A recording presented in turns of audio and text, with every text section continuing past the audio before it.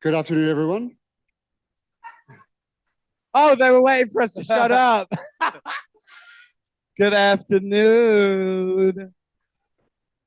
Got important things to cover today. I'm Marc Berman. I'm a partner at Bain & Company. My profiles are he, him. Pleasure to be here to discuss the arts, a force for LGBTQ expression and equity for the next hour. I'd first like to introduce Unyimeabasi Udoh.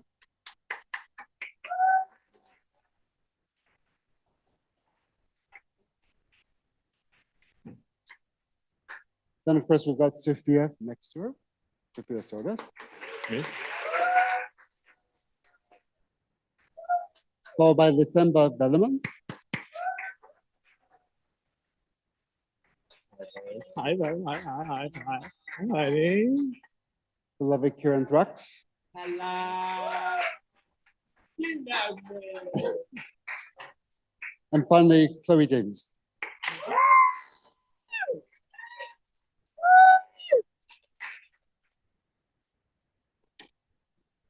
Unyime, could you introduce yourself a little bit? Yes. Hello. As has been said, I'm Unyimeabasi Udoh. I am an artist living and working here in London, partner of one of the Out in Business organizing committee. I guess what else should I say about myself? Like full bio and CV? Yes, please. Just a few words. Yeah, so I'm a contemporary artist. I work across a variety of media, print, installation, sculpture. I actually have a show up right now at the Night Cafe Gallery on New Cavendish Street, not too far from here.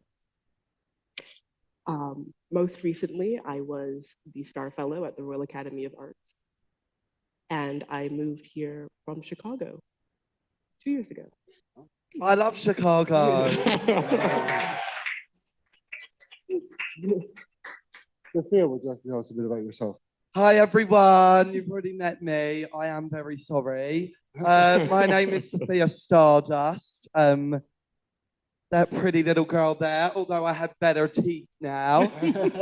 I would say I'm a UK drag icon. Yes. I'm just going to put it out there. I am one of the best drag queens you'll meet in your life. Mainly because I have a personality, which you don't tend to see in drag queens. But yeah, I've just worked very hard to get where I am. I do a lot of gigs all over the UK. I've toured everywhere. I've worked with everyone. So if you've got any questions, I'll be there for you. Thank you.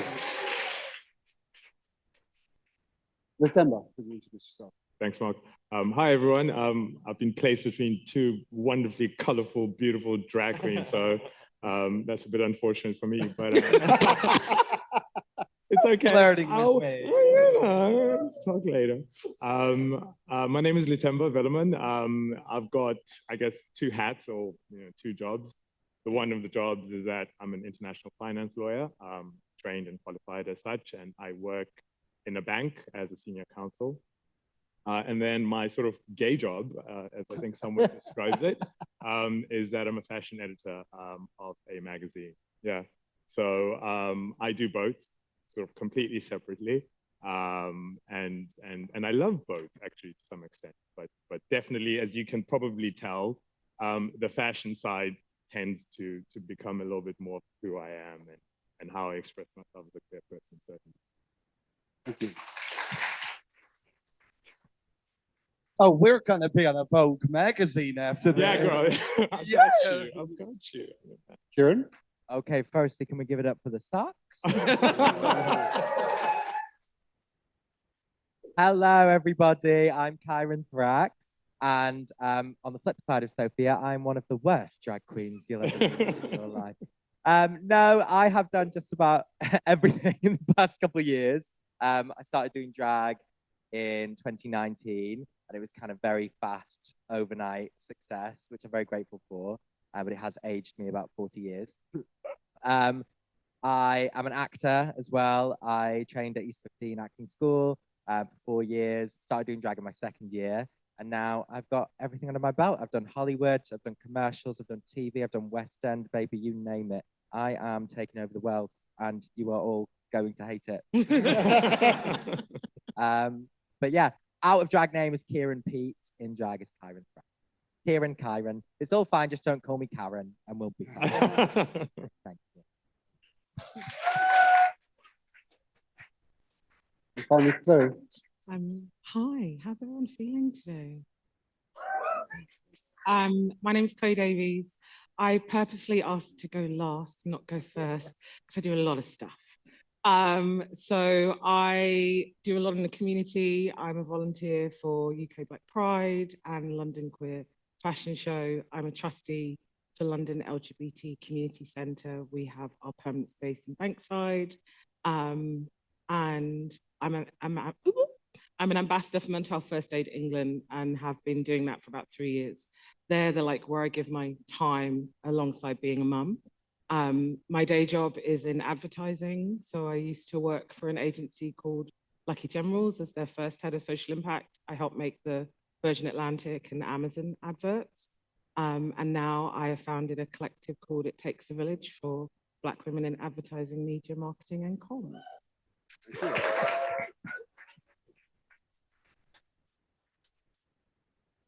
So I'd like to kick us off with an easy question.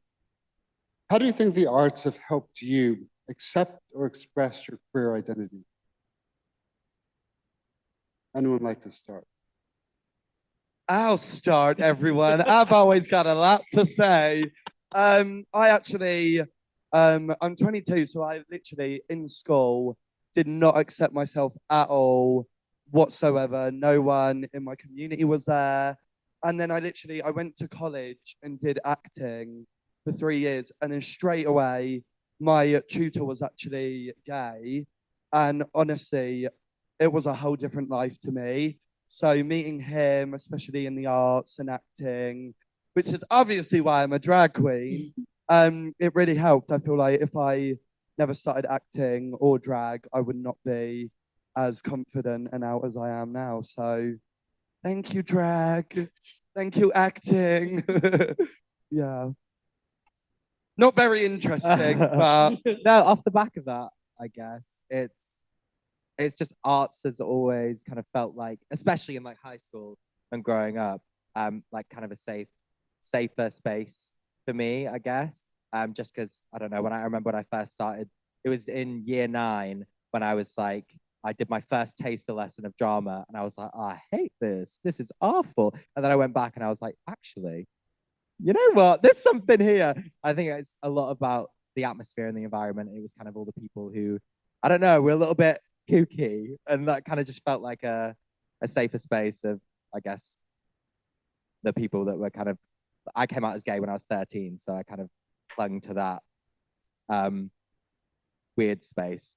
I was like, Lady Gaga, she's the arts. She is my arts. I got that Born This Way CD and I said, I'm gay. I guess for me, being a lawyer, which I'm sure all of you know is a very conservative and very sort of like, suit and tie and boring kind of profession.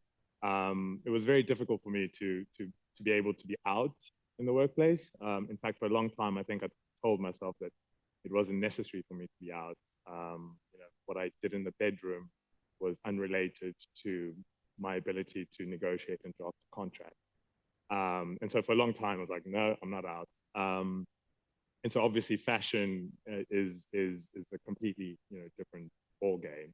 And that allows me to express myself. I wear whatever I want. And if anyone questions, it's like, sorry, which of the two of us works in fashion?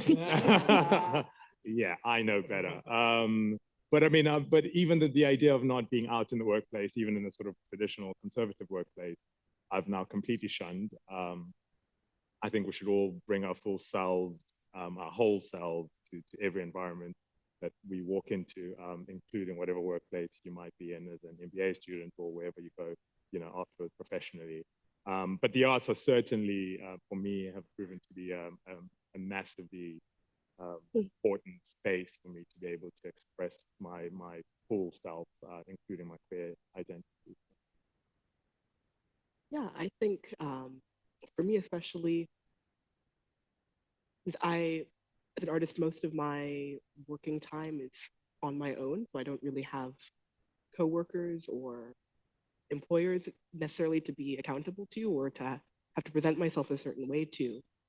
But in the overall community of artists, who I'd say are my colleagues, and even the sort of larger institutional, like structural sort of framework of the art world. So talking about gallerists and curators, even actually, at least at the Royal Academy, the directorial levels of museums that I've been involved with, honestly, not everyone is gay, but enough people are gay that I kind of forget that people are straight. And so it's nice if you sort of just take on the, in some respects, you almost, at least I find that I almost don't have to go out of my way to look for a community, which is nice. Most people I interact with, especially looking at emerging artists under the age of 35, tend to be on the same page. And so I think it's just, it lends a sense of freedom to sort of be able to take it for granted. It does perhaps mean that I'm a bit out of touch with the rest of the world. Especially as I said, my partner is business, formerly engineering, and those are both very not gay realms, or so I'm told. And so it's was an interesting sort of meeting of worlds between like her colleagues and my colleagues. I think for me is it's always really interesting the language of art and what the arts mean. And I think it's like where you first start and where you felt most comfortable. I started in retail at Peter Jones in Sloane Square, and on my first day they said 1 in 2 men here are gay. So if that's something you're not comfortable with, this isn't the place for you to work.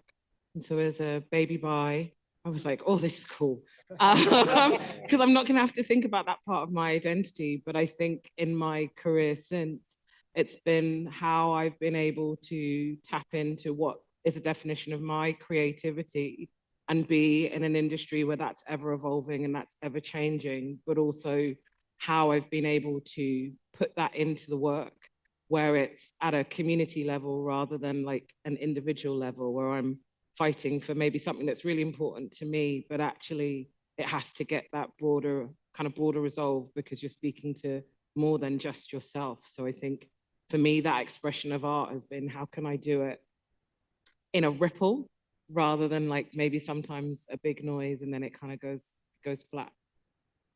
Perfect. And how have the arts helped you overcome challenges in your life?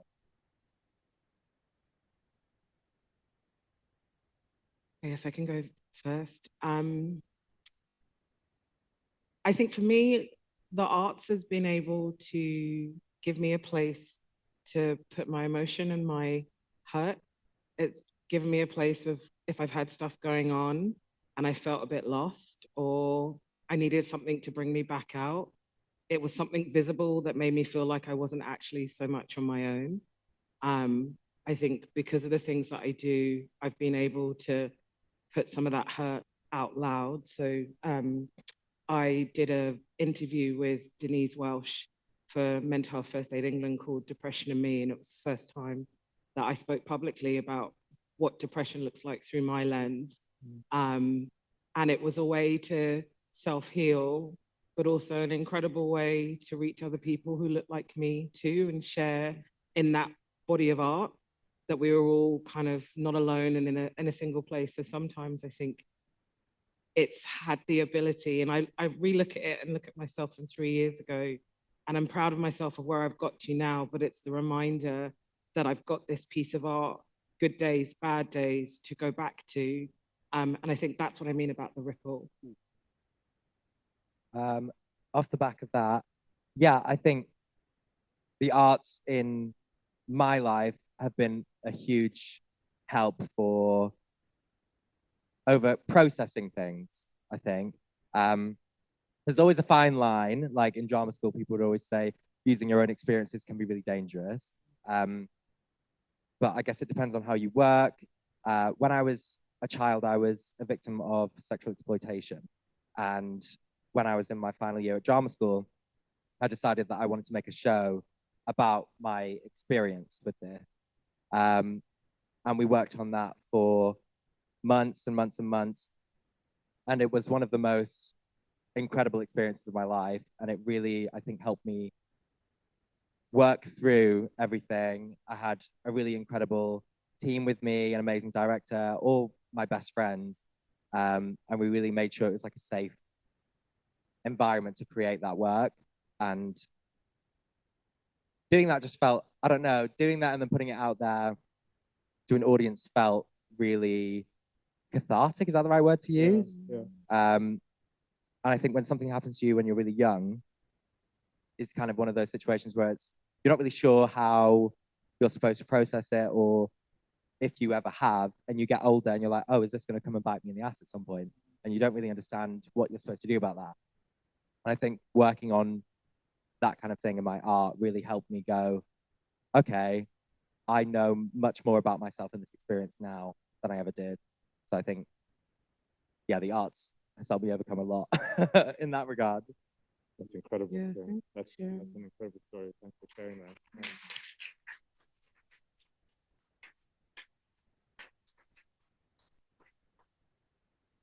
Oh, I can't respond. No, thanks. I mean, I'll say that often the art is the challenge for me, in that trying to make a living as an independent fine artist is very difficult. So it's mainly self-inflicted. But on the flip side, actually being able to spend, most of my time just thinking about and making things that really interest me is immensely rewarding. And I'd say it has been worth the challenge so far, at least, of the sort of more maybe technical or structural aspects of professional life.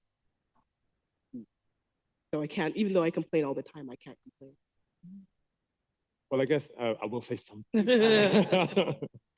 I think one of the things that I kind of push myself in sort of the dual roles that I inhabit, and the dual world to some extent, and the constant code switching that I have to do and all that kind of stuff. But the reason why I do it is because I firmly believe that, you have to scratch that itch, right? So if you have a passion, if you have a thing that you love, that's what, brings you joy, right? That's what life is about, maybe to some extent, I think. Still figuring out what life is actually about. I'm not going to get existentialism right now, but but I do think a part of it is about joy, and is about something that gives you a little bit of a spark of happiness, and brings a little bit of light into your life. And yeah, for me, when I'm sitting in a fashion show, even though I've been doing this for many years now, and everyone's like, blah, blah, blah, people talking, and there's photos posing before, and then there's a moment just before the show starts where all the lights dim, and it goes quiet, the music starts, and the lights go on, and first model hits the catwalk. Like that moment still gives me, like, even thinking about it now, like what am I going to see? And I think that, yeah, that in of itself is a kind of therapy, is a kind of a relief. Even if the moment is an hour behind schedule. Isn't that like the sign of a great show? If a show starts on time, there's something this wrong. Is the last one. Right? This is the last of these panels. So I guess my own example of that is I've been management consultant for more than 20 years. I've been out to my clients and to my teams all that time, except for right now. So I'm working in Saudi Arabia at the moment, and the one thing I can really do in the 7 hours I'm on a flight before I get to Riyadh is watch a gay film or a gay TV show. So it's like that, whatever I'm watching, whatever I'm seeing keeps me going for the week or 2 weeks I'm there. It's kind of fascinating. Like, have those memories in my head of the stories and the kind of gay lives that I see on TV and films, because it has to keep me going for the entire time I'm in Saudi Arabia and can't do myself. It's its own little bit of therapy, plus a couple drinks. So let's think about queer representation. What does meaningful queer representation in media look like to you? What is good? Okay, let me start.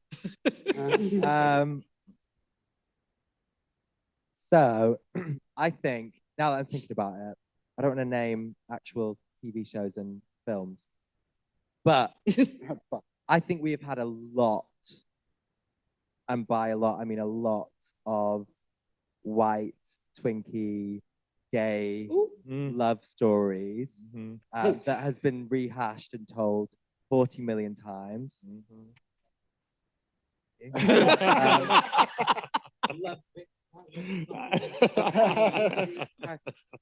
I think we have had a lot of them, and it feels like now it kind of feels like, okay, they're gonna look like they're doing something good for like the queer community, but they're just, it's like those fucking the Hallmark Christmas films, you know what I mean? Like they're bringing one out every year, and it's like, I want a show that is centered around a trans person of color coming out and their experience in high school and stuff like that. I don't need another Heartstopper, no matter how amazing it is. Well, no, Heartstopper actually, it does. Yeah. But even with that, the first season, the second season was better, but the first season I was like, where is Elle? Like, why is this story not the focus? Do you know what I mean?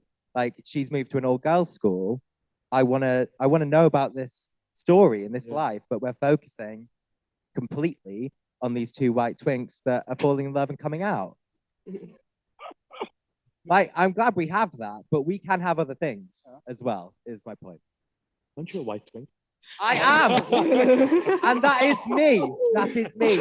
A white twink. I'm telling you, I'm sick of fucking seeing myself. That's what I'm telling you.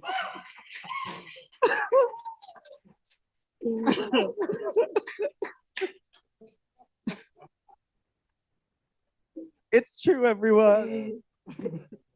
I love the twinks. Hit Connor, I'm here. But I agree. Any others? I guess for me, it's the job, right? You know, my job is to actually be that interrogation behind the scenes and work together with a brand and a client and agency. Maybe sometimes it's, you know, the creative. So for Virgin Atlantic, it's the creatives that are actually writing the advert that you then go on to see, making sure that the representation is true and it isn't pink washing or box ticking or tokenistic. And so for the most part, you'll see something and you'll see it 60 seconds on screen, but actually, at least in the case like Virgin Atlantic, that was years worth of work behind the scenes with their team, with our team. I mean, we were really lucky, and I think we were all talking about this in the green room. Sometimes it comes from the people who are behind the scenes. So like in corporate space, it's like ERG lead, you know, and in our case, myself, and then the business director that actually works on the Virgin Atlantic account. His name's Matt, he's incredible, and he's a gay man. So I didn't have to explain what it was that we were trying to see in terms of representation, but I also had that person that could work together with the client to say, well, actually, these are the non-negotiables, this is what's got to be in here, this is what we're not going to take, so that when I'm stressing him out going, I don't like this isn't going to work, I've got that teammate that went, okay, this is where we're going to have to compromise, and this is what you're going to go and see. And I think both those adverts are representative of our community. There's so much more we could have done, and that would love to go on to do, but also when you're starting out, how can you compromise to make sure that we get our stories told? So, you know, we were all talking about how many have you seen? And I know that you've got your reference, but, you know, there are others like Absolute Choir, and they work together with Ollie Alexander and a whole team of trans community to actually give that input of what they wanted it to look like and what they wanted to see. That's what real representation looks like for me. When I know that you've done the work behind the scenes, when I know it's authentic, where isn't the stereotypes and the cliches, like where it's real. Yeah. And like sex education have just done that. So a family member, a community member that we lost has been represented in this year's, in this latest season. And they spoke to all their friends and they spoke to, and consulted. So you see the reality of, even though this isn't Shay, the character that's based on Shay's life has been brought to life because someone cared on the inside rather than the tokenistic element on a, we just have to get the tick box to that. So for me, I want that accountable work. It's really important that, I mean, I think that is, I think when you mentioned that in the green room, I hadn't actually ever thought about it in that sort of specific kind of detail. I think it's incumbent on all companies that are, companies, brands that are going to be doing a bit of peer representation to do the work, not just, like, okay, fine, we're putting a rainbow flag and that's it, to do all the background stuff that's involved in it. But I think to Kyran's point, which I think is an important one, about showing sort of the full spectrum of queerness. I think it also speaks a little bit to what intersectionality, which we spoke about earlier on, is a bit of a buzzword at the moment, and it's dangerous for things to just become buzzwords. But there's an added layer to just being queer when you're a person of color, or where like a double minority, as they call it. There's additional issues and challenges that we face, and obviously I can speak at an individual and at a personal level. But that level of representation, I think, is still severely lacking. In fashion, there's a bit of a scandal right now with Sarah Burton, who was the creative director of Alexander McQueen for a long time. She recently resigned from her post, and then she was replaced with another, white man. The Kyran Group, which owns a lot of the big luxury brands in the world, I think at the moment doesn't have a single female or non-white creative director, or maybe they've got one or two or something like that. They don't. And it's like, wait a minute. 2023, we had George Floyd, and thankfully, companies kind of woke up and were trying to do stuff like, hey, let's, Black Lives Matter, great. And yet in a lot of ways, it sometimes feels as if we really haven't actually moved much at all.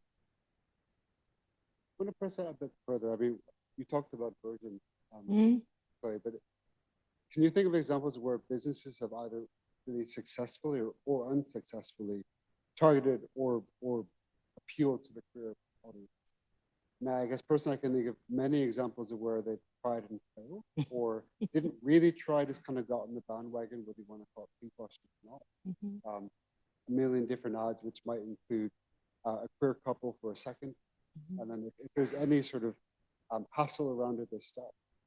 I think of all that happened with Target and some of their Pride events in the US, and the minute someone complained, all of them were gone. Millions of examples of failures, but what about successes or any failures that we can learn from? I mean, I'm biased. I think I get to see it closer than most. So the Proudly Pro You campaign with McCann and Nix that worked together with UK Black Pride, because they did the work. They really did, and it's beautiful. I saw, to your point, all parts of our community, not just trans community, but so many amazing advocates of all identities. And that's a big, massive brand. L'Oreal is a massive powerhouse, but that's also because of the work collectively that they've been doing. And then Monroe, said, get involved with UK Black Pride. And so that's been a beautiful relationship ever since. For me, that's one that's of many that's doing it really well. I'm not going to shame any that are doing it wrong. Just do better. Pleasure to be here all day. Absolutely. I think, I don't know if this is a stereotype in this country, but in the US, there's a stereotype that lesbians always drive Subarus. And They do what? Sorry? they drive Subarus. They're like they're practical cars, A Subaru, not right, too right, right, fancy. right, You yeah. can go on a nice road trip. I am personally, I really hate being pandered to. And so if I suspect that somebody is targeting me in particular, then I tend to not like that. But if there's a like perhaps a company or a brand that has an association with being like for this group or for like people like that is more organically introduced and that I think directly or indirectly fosters that connection, that does tend to appeal to me. Like I know how to drive, but I have sort of no intention of owning a car. I feel like my wife making eye contact with me here, sitting in the back there. But I remember once seeing a Subaru commercial. I don't even think it had a gay couple in it. But I said, "Yeah, that's it. I'm gonna get this car." And so I think I don't know if that's a really actionable business strategy, like subliminal messaging, but I do think that when I see either a company sort of stand by its queer user base in a like non-flashy way, that does tend to appeal to me.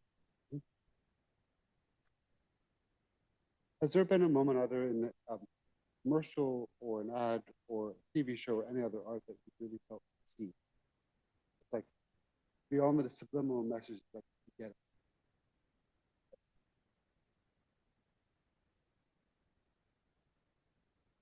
Have you been seeing? I think she said everywhere. I can't actually think of any adverts. I guess Will and Grace, I mean, was the I don't know if I felt seen though, to be honest. And I guess it goes back to the point that we were just talking about, right? So yeah, lots of white things running around that we see on the Before you guys came but you know, you see many sort of I don't know, people of color, queer people of color. I'm sure they are. I'm not saying that they aren't, but I think yeah, Will and Grace was quite an important one, I guess. Just kind of wait, normal people, they just so happen to be gay, and funny at the same time. I like yours though. If you want to tell everyone your one. I mean, this is one that's kept me going during lockdown. So, like many others, Schitt's Creek was something that I kind of followed on a regular basis. And that moment where Patrick is serenading David in front of the entire town, and it's just that pure moment of romance and love. And obviously, Schitt's Creek was a world where there was no such thing as homophobia. There was no such thing as racism. And you kind of had to buy into that as a concept of, this is a world that doesn't exist, in the same way that my favorite US president ever is Josiah Bartlett from The West Wing. It's like every day you kind of see a meme of that thinking, oh, if only. But that moment where there's this sheer joy on the faces of two men looking at each other and the whole thing is celebrated in front of everyone. And then where the mother just kind of says something which sets the mood. I can't remember exactly what she said, but that's it was just the most honest moment of real male love I've ever seen. I think that's so believable and so precious. Yeah, at the Royal Academy of Arts, where I recently completed a fellowship, the staff and student lanyards were all previously like regular rainbow. Now I think the new lanyards are the sort of progressive flag, rainbow stripes. And it was one of those things like, oh, okay, yeah, more like rainbow lanyards, whatever. But when I started my fellowship there, it took a few weeks, but realizing that the Royal Academy as an institution has a lot of work to do on a lot of things, but realizing that actually not just the young artists I was working with, but the actual institutional staff, the CEO of the Royal Academy and the head curator of the school were out and queer, and that much of their sort of direct administrative office staff were too, made me feel like, oh, okay, this is not just trying to pander. This is a group of people who like actually understand that they're making these choices. It's not just to fulfill, sort of political, like it's not political posturing, like they really mean this. And like I felt very seen, or felt, if not seen, then actually in community.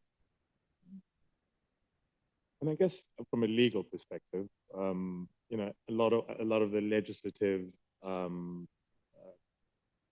progress that has been made over the last 20 years, from the basics of like, the decriminalizing of homosexuality or homosexual acts to gay marriage, and all of that happening across the world, is certainly, and for me, I hate to be such a lawyer, but is fundamentally important.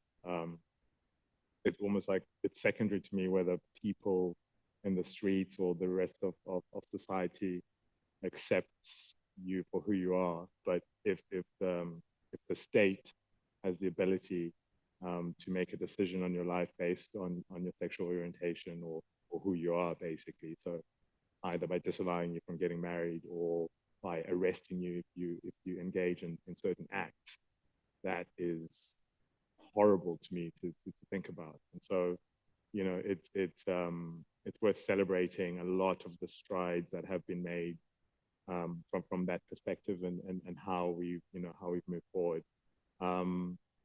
There's still a lot of work to be done, and we cannot rest on our laurels. We cannot be complacent.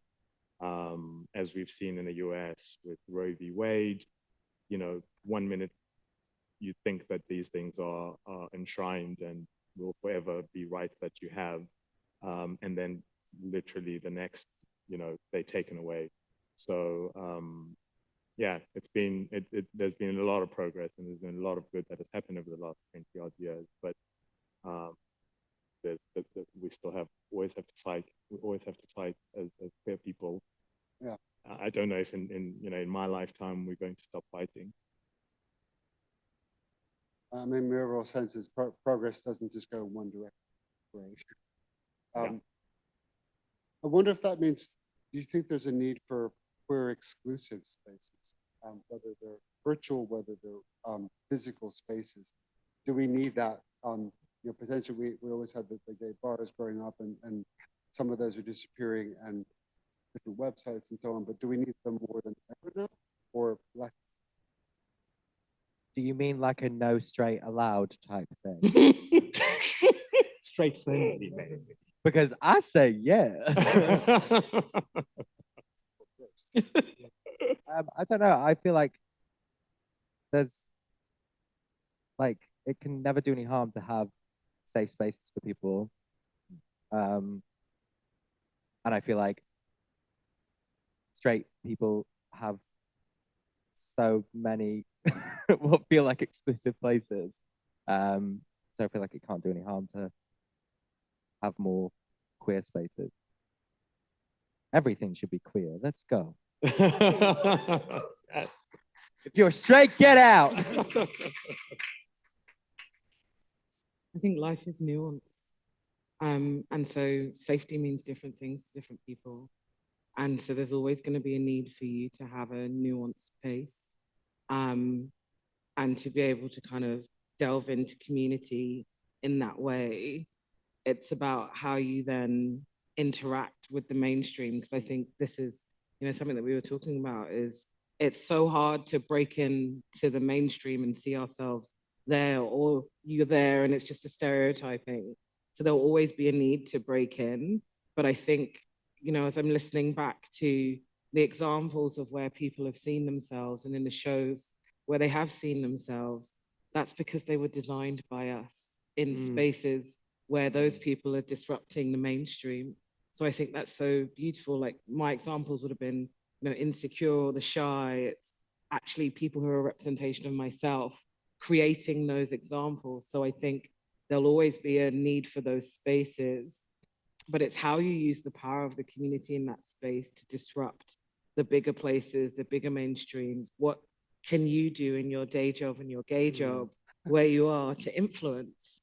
Because you have that inside influence. The same with, where we all take up space, we have the ability to disrupt in those places and bring our nuance, our smaller community into a wider community. So I think there'll always be a need for it. Today is a perfect example of that.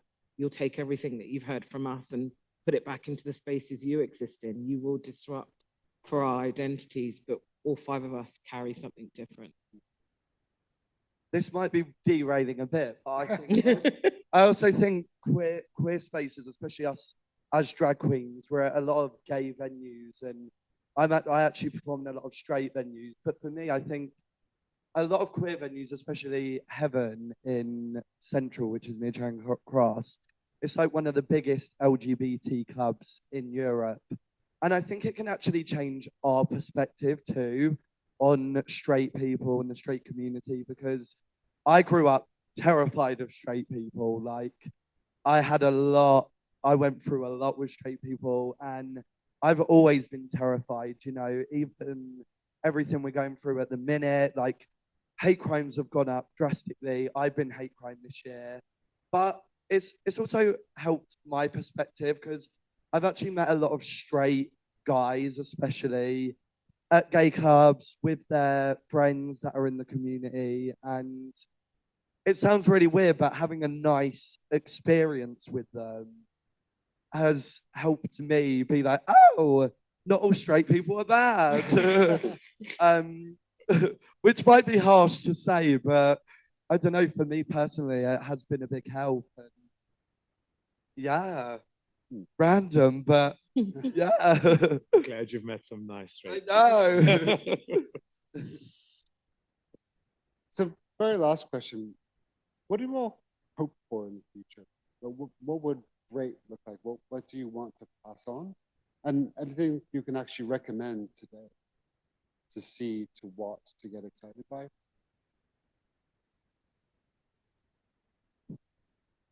I think recommendation to watch is Sex Education. I think I've got so many friends that when we've been watching that show, seen them talk about things where I don't feel like many other places have spoken about it, like asexuality. I don't know. I just feel like they've been really good at delving into things that I feel like a lot of mainstream media, Netflix shows kind of shy away from. What do you hope for? What do I hope for? Money. Yes.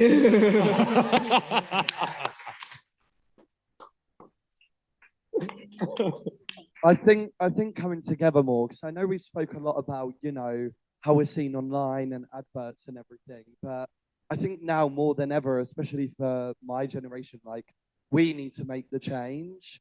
Like there's a lot going on, there's a lot of negativity in the world at the minute, but like when we come together, we really can achieve change. Like one of my friends recently, Max Belegde, actually hosted a trans fundraiser last week, and the amount of people that came together and companies and the amount of money that was earned, I just think is just an example of what we need to be doing, where we need to be going.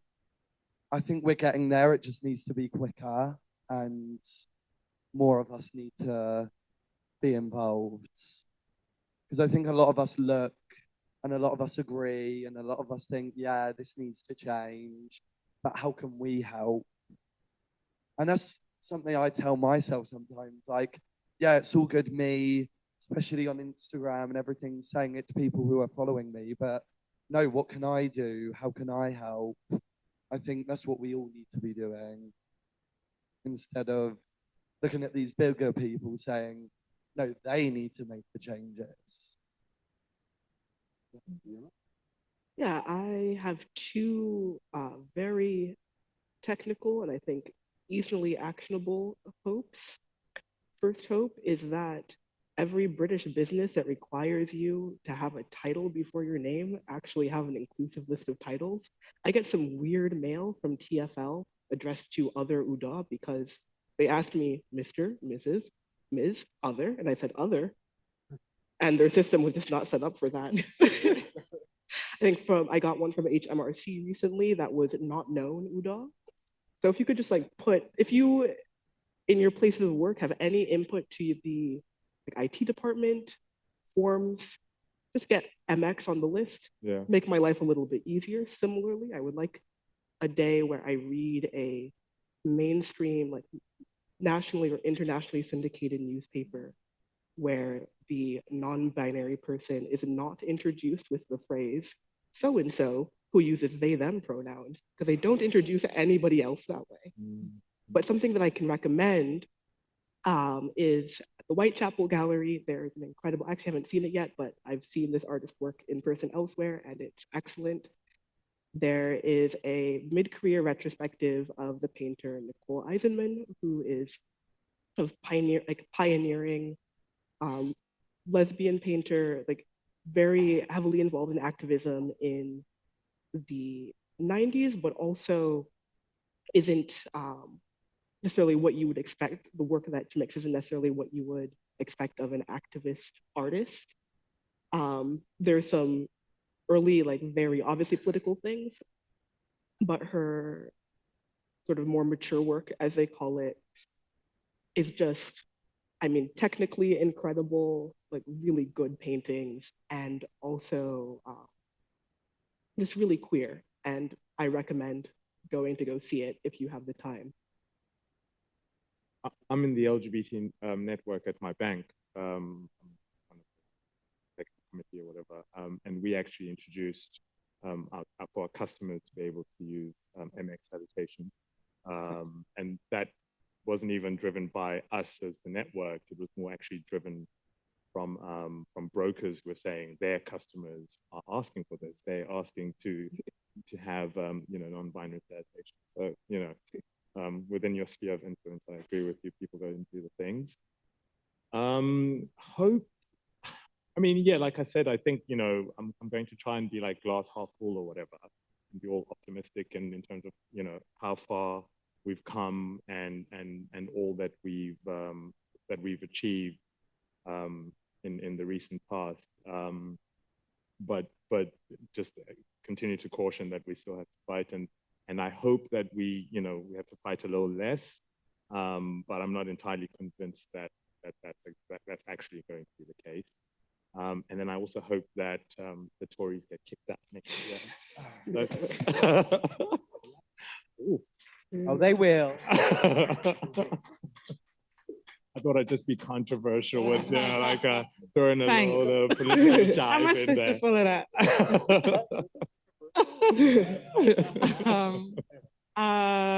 I agree with Sophia. Like, I hope that the investment continues. I hope that the investment in our community in all spaces, this is a place where you're investing. Like, I'm not going to be woo-woo, but like, this is needed. It's needed more and in abundance and much, much quicker. But I also hope that it continues to be collective. This I is not getting anyone anywhere. Like, if it can't come together and be a we and disrupt in the places that you're in together with somebody else, we're never going to get to where we need to get to. And we're so much more powerful when we do it collectively, because that's just life. Life is a fight. I just think we need to learn how to fight together. And there are so many different ways that we can do it, through art, through expression, through creativity, in really dynamic ways. So I hope that I'm having a different conversation in 10 years' time. I hope my sons having a different conversation about what that looks like and still amplifying. Because we've got to. I'm trying to change the world for them, and the world needs to change very, very quickly.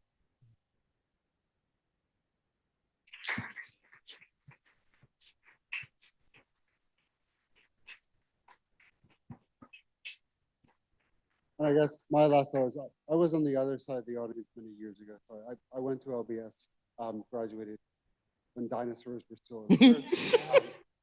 But I went to reaching out and the EUROUT conferences over the years. And I think I hope that whatever you're feeling right now, and whatever you're thinking about being queer in the workplace, looking for jobs, thinking about what your career and life will look like, and that energy and excitement that you can be out and proud, I hope that you keep that. In every step of your career, in every step of your life, that it's okay and that it continues to get better. So I kind of felt that way back in my first reaching out and my first EUROUT. And as much as possible, I try to keep that fire in my life, but I hope that you do too. That's my role.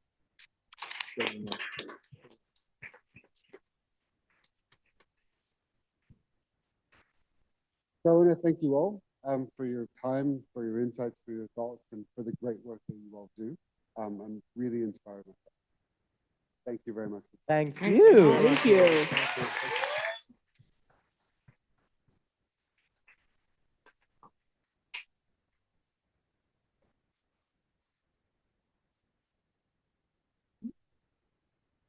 Oh, Q&A. I would love to share one thing. So I believe it's important for all of us to hear it. When people are asking me who I am, I'm saying I'm a woman. When they are waiting for the rest, I'm saying I'm a woman who transitioned. But unfortunately, even in our community, people do not understand what I'm saying and people do not listen. What is the worst thing? So if someone is saying to you, for example, I'm a woman who transitioned, I feel, and it's important for me to accept what I'm saying. And this is the first thing, because often people then are asking, are you transgender? And my identity is a woman who transitioned. This is my identity. And this is important for me to be called like that, right? And the second thing, very quick, is like I've been on Thursday on a party dedicated for transgender women. And when we are both post-op, which means we do have vagina. And she asked me, should I be there? And I thought like, why she's asking if she should be there? And I said, I'm post-op also. I also do have vagina. And I felt that topic is also not comfortable to talk about people here. I mean, in our community, which is also sad. So this is other thing what I would like to give you to reflect on. And I said to her, we all should be there. But she said like, you know what? I have bad experience. The guys who were there on a party, they expect it and they looked for a penis. So my comment here is, we firstly should to make our places inclusive for everyone. Thank you.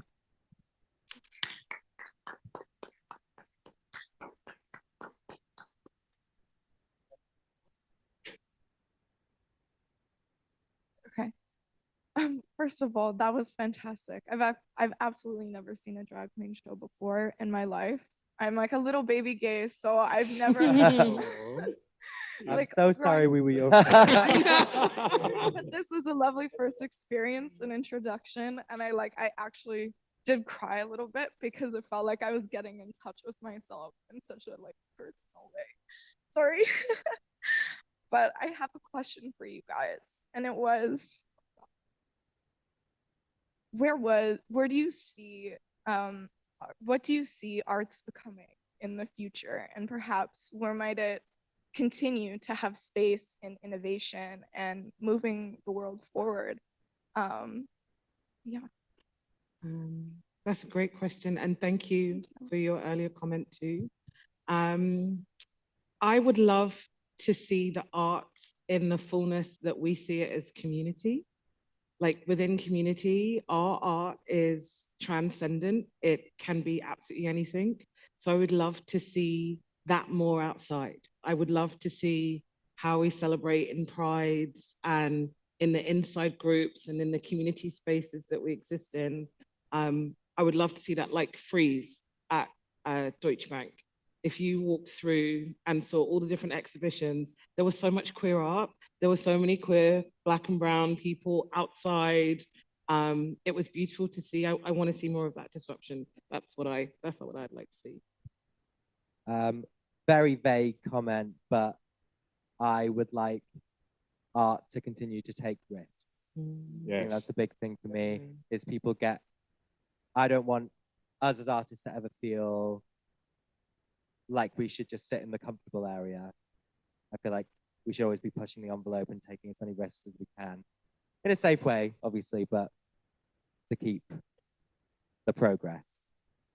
Yeah, absolutely. From a fashion perspective, you know, there's a sense of a bit of stagnation, and you know, all the big brands kind of do the same thing, or a lot of the fast fashion stuff that's proliferating throughout, you know, the planet. Terrible.